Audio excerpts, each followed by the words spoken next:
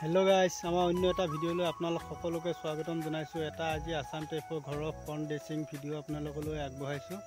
চাই ভাল পালে এটা লাইক কৰিব আৰু আমাৰ চেনেলটো সাবস্ক্ৰাইব কৰি দিব। আগলৈ এনেকুৱা নতুন নতুন ভিডিও পাই থাকিব। আহক ভিডিওটো মাজলৈ আগবাঢ়ি যাওঁ। ফ্ৰণ্টৰ ডেকোৰেশনটো ভাল লাগিছে নাই ছাদখনৰ আপোনালোকে জনাবচোন। চাওকচোন কেনেকুৱা লাগিছে। এটো আমি পোছৰ সাইজ আছে 8 ইঞ্চি গৈ আছে, 4টা পোছ দিয়া হৈ আছে আৰু ফ্ৰণ্টত অলপ ডিজাইন দিয়া হৈ আছে ৰাউন্ড কৰি। চাওকচোন ছাদখন ভাল লাগিছে নে? আসাম টাইপৰ ঘৰৰ ফ্ৰণ্টৰ ডিজাইন দিছো। এখিনি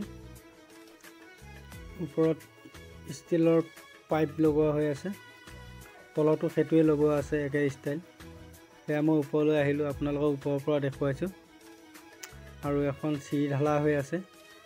ওপৰলৈ উঠি আহিব পৰা সুবিধা ৰখা গৈছে। পুৰা 12 ফুট আছে ওপৰত জেগাটো। আৰু এইটো লগালে এটা কথা ভাল, এইটো পাইপ মামৰ নধৰে আৰু ৰং কৰিব লগা নহয়, সেইটো কাৰণে সুবিধা হয়। এইটো মেইন ঘৰটোৰ মুধচটো আৰু ওপৰৰ বাক সাইডটো মই অলপ ৰাউন্ড কৰি দিছো। এটো আমি নিজে কৰিছো কামটো। চিৰিখন 3 ফুট বাই 3 ফুট দিছো, 3 ফুট বাই 3 ফুট দিছো চিৰিখন। এই দেখিছেনে? ডাইৰেক্ট এখন চিৰিয়ে দিছো, ৰাউন্ড লেন্ডিং দিয়া নাই, ডাইৰেক্ট এখন চিৰিয়ে গৈছে সাইডেদি। 3 ফুট বাই 3 ফুট আছে, দুইপিনে ষ্টিলৰ পাইপ লগাই দিয়া গৈছে।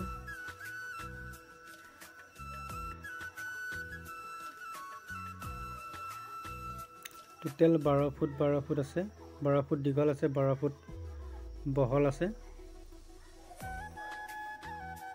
আকসাইডে এখিনি ৰাউন্ড কৰি সজা এখন ঢালি দিছো।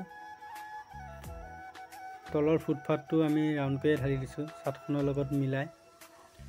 ভাল লাগিছে নে আপোনালোকে জনাবচোন। চিৰিটো আমি স্লোপিং কৰি বনাই দিছো, ষ্টেপ কৰি দিয়া নাই। সাইডটো অলপ ৰাউন্ড কৰি দিছো।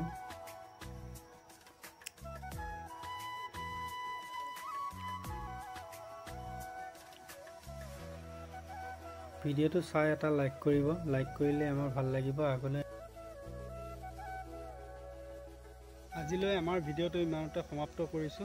ভিডিওটো চাই ভাল পালে যদি এটা লাইক কৰিব আৰু আমাৰ চেনেলটো সাবস্ক্ৰাইব কৰি আপোনালোকে থৈ দিব। আগলৈ এনেকুৱা নতুন নতুন ভিডিওবোৰ পাই থাকিব। আজিলৈ এৰিছো।